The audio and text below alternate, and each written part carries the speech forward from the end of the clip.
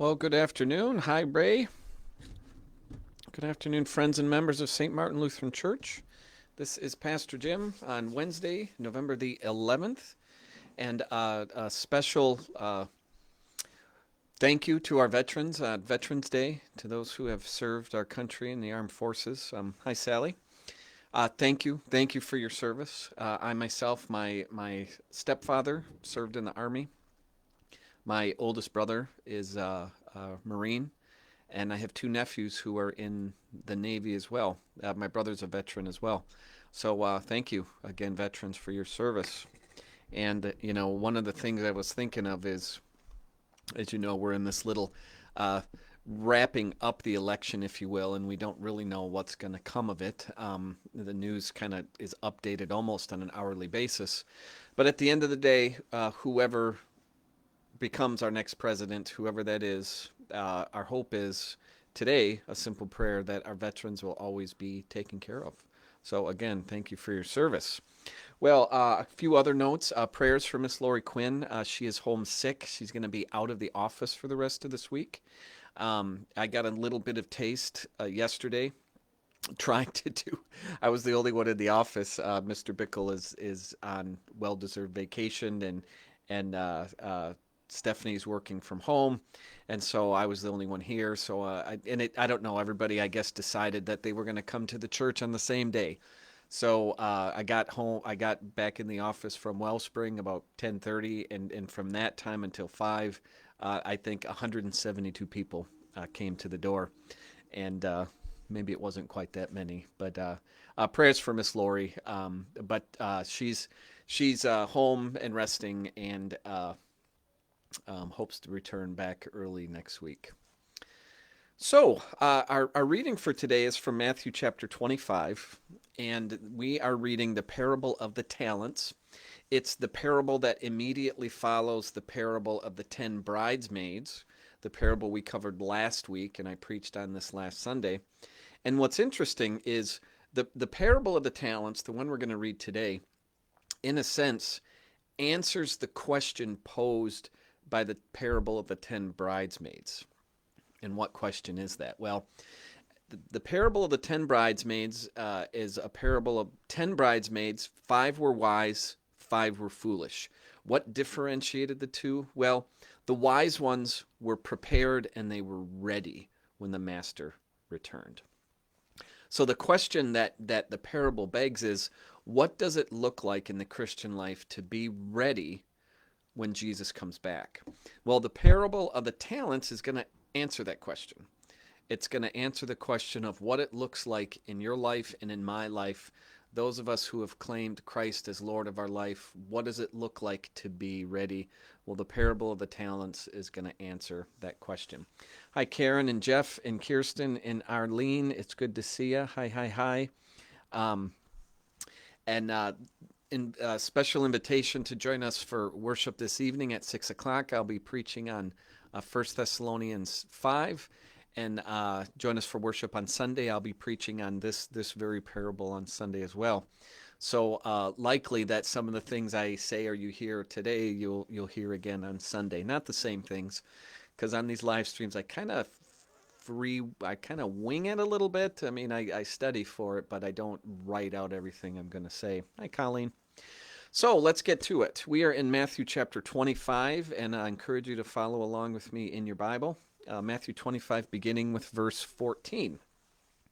For it will be like a man going on a journey who called his servants and entrusted to them his property.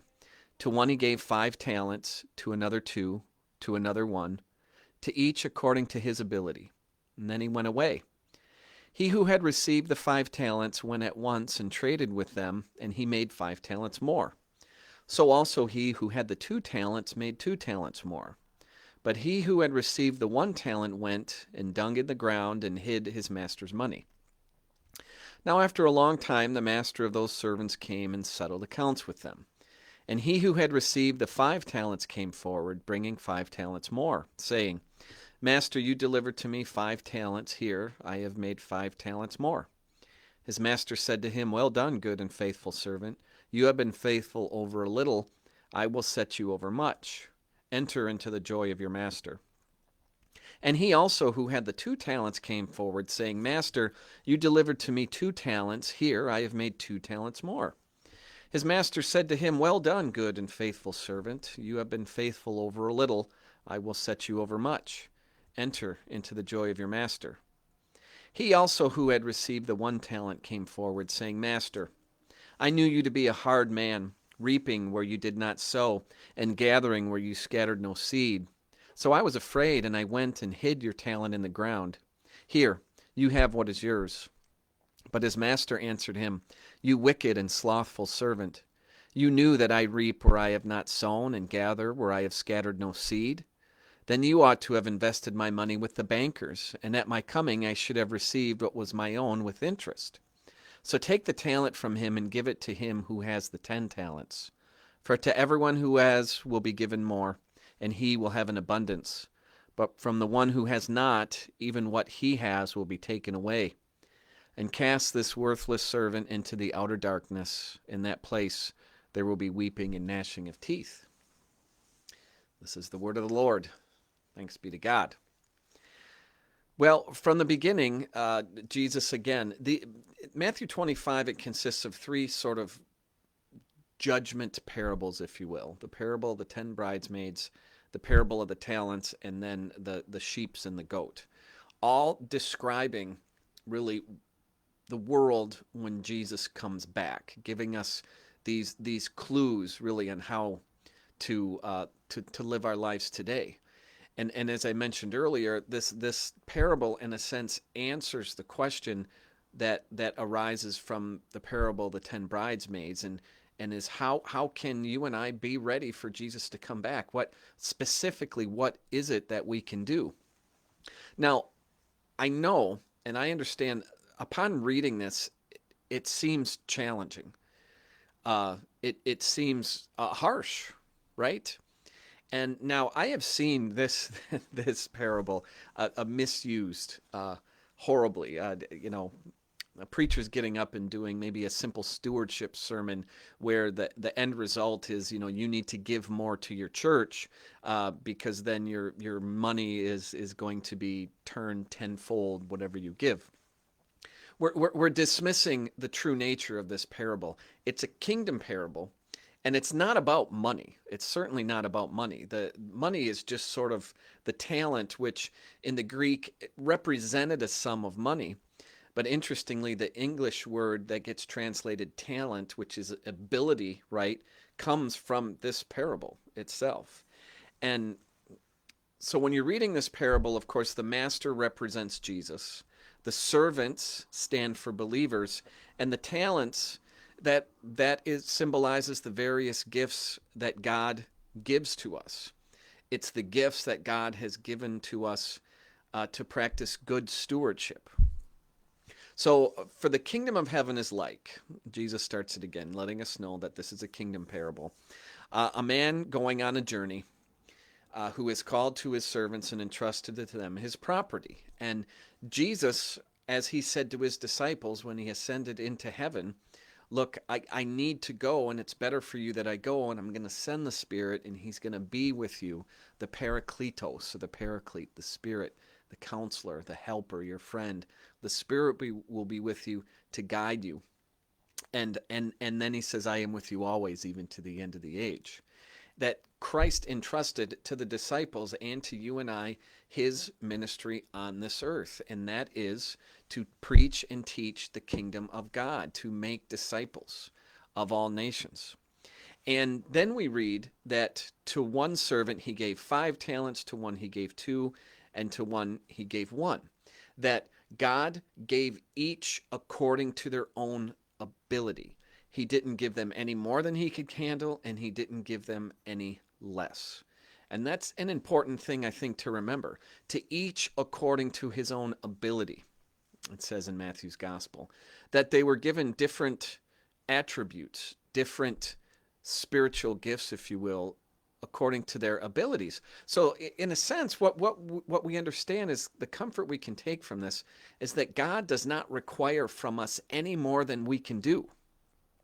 This God, it doesn't have an arbitrary standard that he applies to all people, that each person is treated fairly.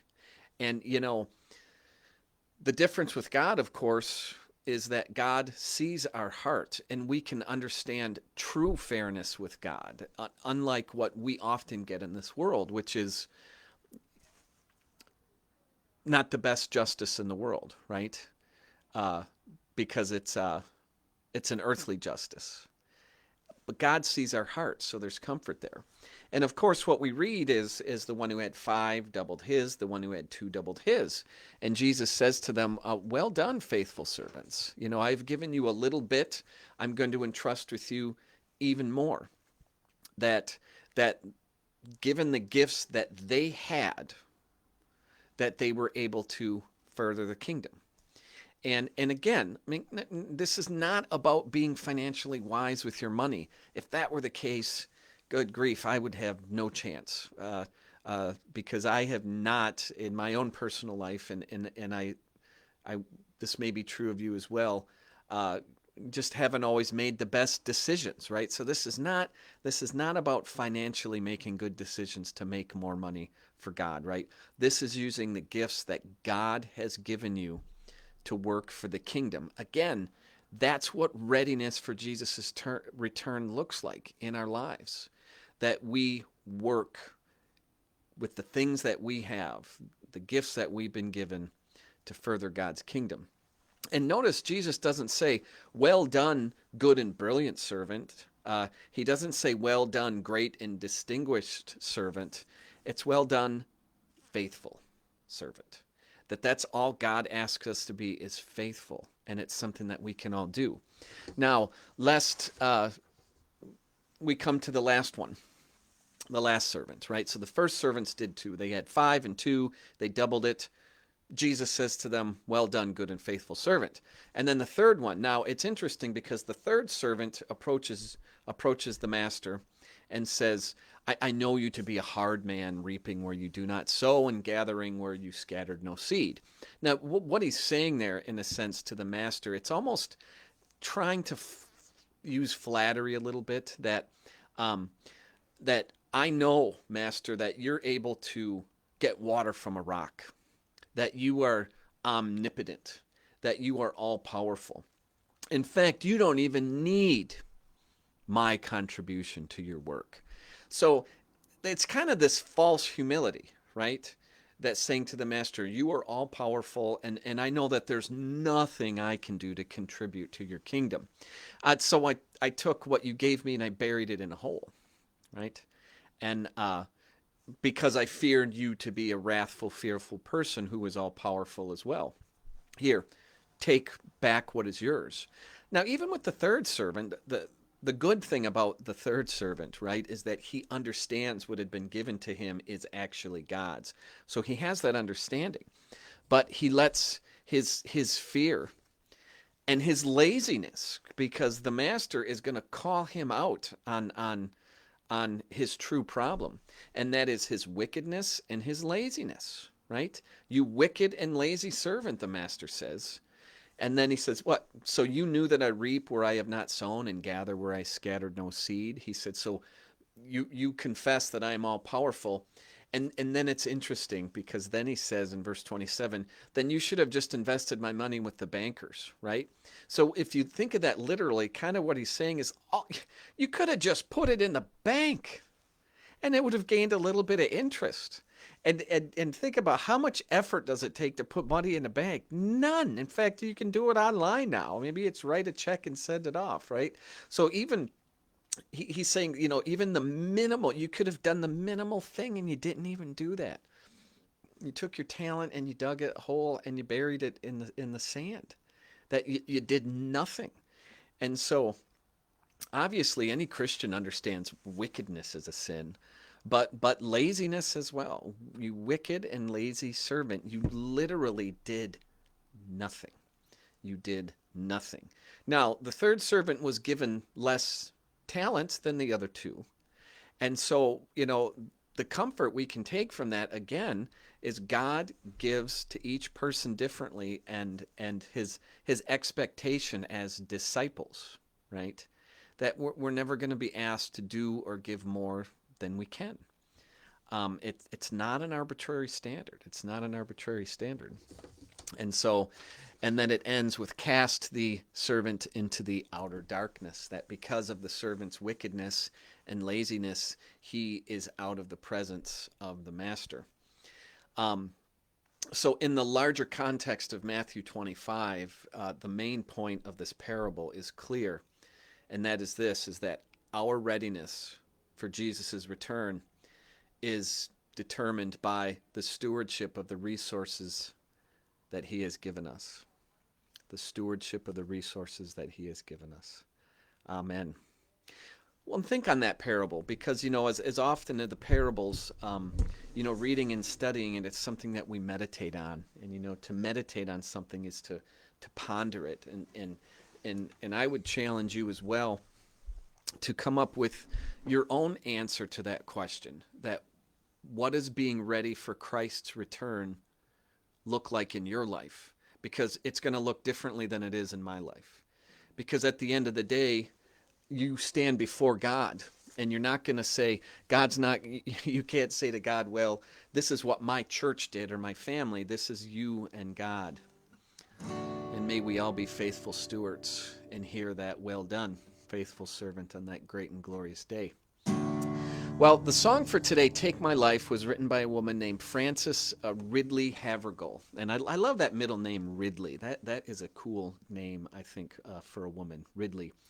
And her father was a reverend born in England. They lived in Germany for a while, and in Scotland, and in Switzerland. And Frances Havergal was very... her scholastic achievements were extensive. She was fluent in Greek and Hebrew. Wrote many different songs, and one historian wrote this about her, that her religious views are distinctly set forth in poems, and her life was devoted to the proclamation of this truth, that our salvation is on Christ's merits and not ours. And this song has this sense. Take my life and let it be. Take my hands, take my voice, take my silver, take my will, take my love. In a sense, this hymn is showing us what it looks like to be good and faithful stewards according to the talents that you and I have been given. Take my life and let it be consecrated, Lord, to Thee. Take my moments and my days, let them flow in ceaseless praise. Take my hands and let them move at the impulse of Thy love. Take my feet and let them be swift and beautiful for Thee. Take my voice and let me sing, always only for my King. Take my lips and let them be filled with messages from Thee. Take my silver and my gold, not a mite would I withhold. Take my intellect and use every power as Thou shalt choose. Take my will and make it Thine. It shall be no longer mine. Take my heart, it is Thine own. It shall be Thy royal throne. Take my love, my Lord, I pour at Thy feet its treasure store. Take myself, and I will be ever only good stuff, isn't it? Take my life, take my hands, take my voice, take my silver, take my will, take my love, take my heart, take myself. That's, I think, the key to being a good steward. God, take it all. Let it be to give glory to you. The Lord bless you and keep you. The Lord make his face shine upon you and be gracious unto you.